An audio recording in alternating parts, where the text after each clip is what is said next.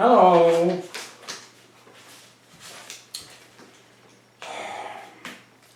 Have you been watching the Olympics? No, I have not been watching the Olympics. As much as I appreciate all the hard work that goes into that training, I'm not especially interested in athletics. And furthermore, I have been too worried about a repeat of 1972. You happen to remember that? A little debacle in Munich? What is your take on the whole Hulk Hogan thing? The Hulk Hogan thing? The WWF wrestler? Oh, you mean that because he came out and endorsed that phony fake fraud? Yeah. Yeah, well, you know, that's very disappointing. That's kind of heartbreaking, in fact. But, you know, what are you going to do?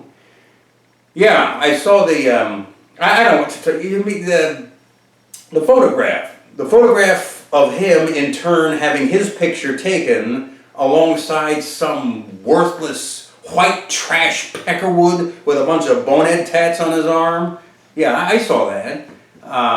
Maltese cross and the twin lightning bolts. Yeah. As if the SS would even take somebody like that. Ha! That's a laugh. Yeah. Anyway, that's very disappointing. C'est la vie, Hulk Hogan. Well, I always kind of liked Junkyard Dog anyway. What is your opinion? What is your impression about critical race theory being taught in schools? Are you for or against? I am only vaguely acquainted with critical race theory, although I know it's become very controversial. So here's an idea. I submit this to you as a compromise, which is not necessarily compromising, okay? Suppose that this critical race theory was to be introduced in schools, broached as a topic in schools, you know, addressed in schools, for starters, and then you just kind of take it from there. You know, open the discussion to it. There's an idea. Did you ever finish Atlas Shrugged? I knew someone was going to catch up with that, and so I'm actually prepared this time. I realize that these are supposed to be unscripted, and they are, but in anticipation of that question, I took some notes, because the answer to the question is yes. I finally finished this. Look at this raggedy ragamuffin copy of this book here. Good Lord, I don't even know who left this thing here, but I finally finished it. All 1,084 pages. Good grief. Yes, I finally finished it, and there was so much to it that I had to take some notes. So I hope you'll bear with me. Let's just breeze through these very quickly, all right? Connect the dots here. Here we are. Okay, having finished the damn thing at long last, because this is what you've been waiting to hear, I understand why the majority of you out there do not like this book, do not like the woman who wrote it, do not like the philosophy, objectivism, and all that kind of thing. I get it. I fully comprehend it, and I am acknowledging it. I understand why the punks and skins do not like this book. The punks and skins and the anarcho-kids and everybody else along those lines. I get it. I understand it. All right?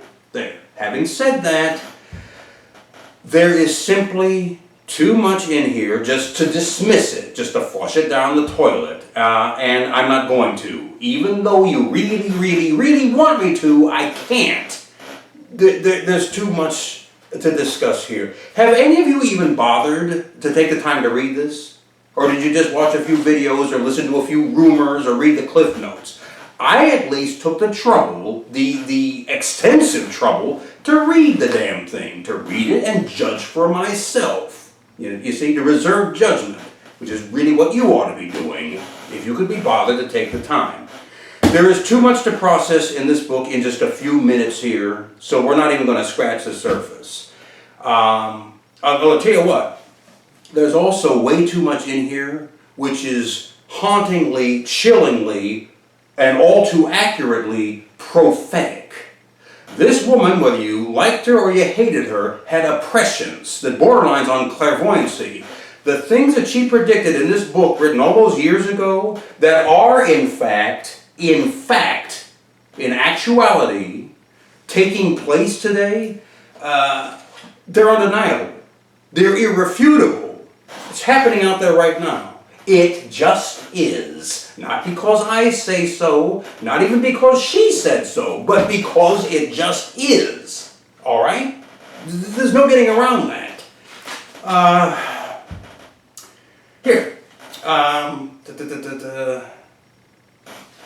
Let's look at some points in common. All right? Let's try to find some common ground here. Believe it or not, you have a lot of points in common with this woman, whether you believe that or not. For instance, for instance, all you anarcho kids, all you anti-establishment kids, brace yourselves. It's entirely possible that this woman, this Ayn Rand woman, actually manages to hate the government even more than you do. It's entirely feasible. In fact, I kind of think she does.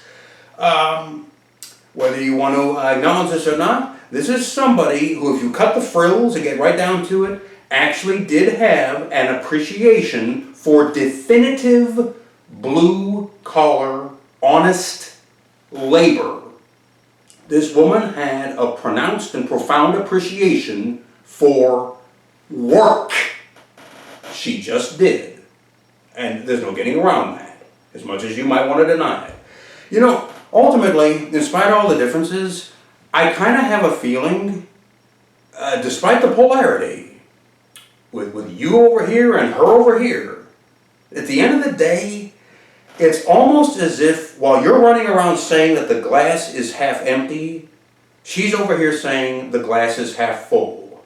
There really is that much overlap between these two sides. Again, there just is. It's there if you choose to perceive it. It's again undeniable. Here's part of the problem, though. Large part of the problem, at least in terms of this book.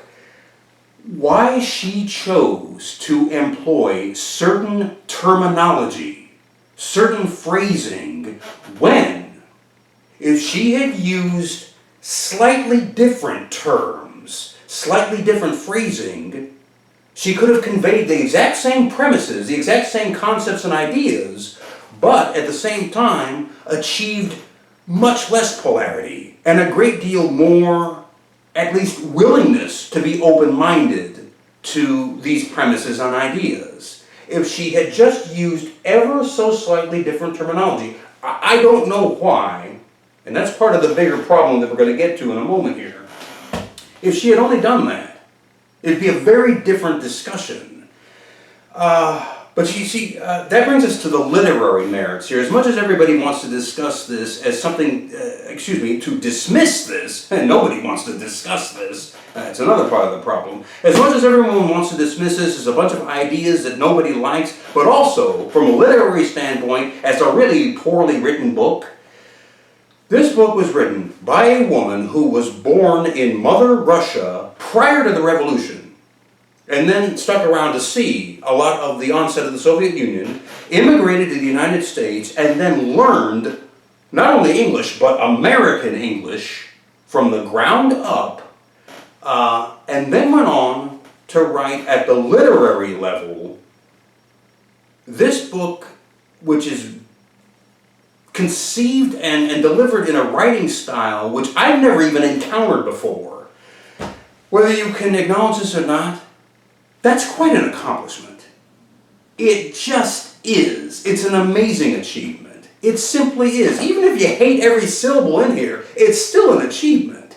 My God, it's incredible.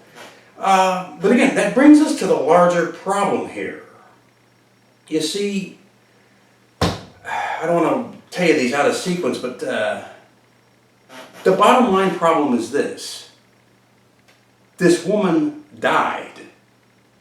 You see, There's only one mind, there is only one intellect that can either answer all of my questions or who can answer to all of your accusations, all of your allegations, all of your demands for justifying what you see as wholly unjustifiable. There's only one person, one individual, one mind, and that is this woman herself.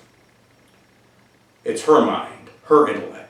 I know that there are foundations and schools of thought still running around today that feel like the torch has been passed to them, and that may well be.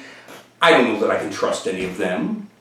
Who knows how they've distorted or rewritten or revised or amplified these thoughts? I don't know. So never mind any of them. It comes back to this. There's only one person. And that person is no longer here. You see, this book was written all those years ago, right? Many years ago. And it was written at a time that you consider to be analog, mechanical, very industrial. To wit, I have no idea if this book and these concepts can even translate into a neo-futuristic, digital, here and now, contemporary world.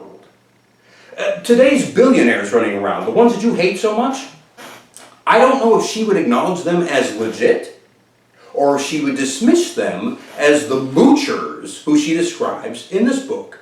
If she would see them as parasites. I don't know. There's only one person who does know, and that's this lady herself. I try to use what limited resources exist today in order to get a few answers. I looked up some interviews and tried to follow them, Mike Wall's interviews and that kind of thing. And the problem is, between her accent and the flawed closed captioning, I can hardly understand what the hell she's saying. And as I said, these are very limited resources. And so again, the problem comes back to this. The woman died. She's not here today to answer or answer to all of these questions. And that's another thing. That's another point in her favor. From what little I did see, when she was still alive, because she knew she was controversial, whether it was a one-on-one interview or whether it was an auditorium full of dissenters, this lady, quite unlike the majority of you, was willing to talk, was willing to discuss, was willing to debate, was willing to answer any question which was put to her. She was more than willing to do this. She was happy to do it. And that brings us to the solution, such as it is. Because it's not really a solution at all. It exists only in the abstract. It is merely academic. It is not even hypothetical, because it's straight out of my imagination. It's make-believe, as it were. Because this woman had a seemingly endless reservoir of energy to sit down and discuss and to explain and justify and expound upon her philosophies and ideas, this is what I propose. That she never should have died, that she was still alive today and had all of her coherence and capacity and could sit down to an interview, a panel discussion, just like the meeting of the minds back in the 50s. Because this would be a meeting of the minds, I promise you. She would sit down to a panel discussion interview, and the panel would consist of these noted luminaries who a number of you really do appreciate and respect. The panel, which would sit down and engage in a dialogue with Ayn Rand, would be your Noam Chomsky, Bernal Sanders, Warren Buffett, and just to even things out a little bit, Dr. Thomas Sowell and Associate Supreme Court Justice Ruth Bader Ginsburg. And the thing about these gentle folks is just that. These are gentle folks. These are civic, civil, polite, courteous, conscientious, intellectual paradigms. It would be a respectful, dignified, intellectual exchange of ideas. And if needs be, it would be a debate, but it would not be some useless Jerry Springer free-for-all. No. It would be a proactive, progressive, productive dialogue a communication between these great minds and these great thinkers, and it would last for a couple of hours, a couple of days, or a couple of weeks. It would take however long it took until some kind of meeting of the minds was achieved, and we finally, fruitfully understood everything this woman was trying to say, for better or dismissively for worse. At least we would have our answers to questions posed by minds that we trust. That is my solution. That's my answer to the entire Ayn Rand question.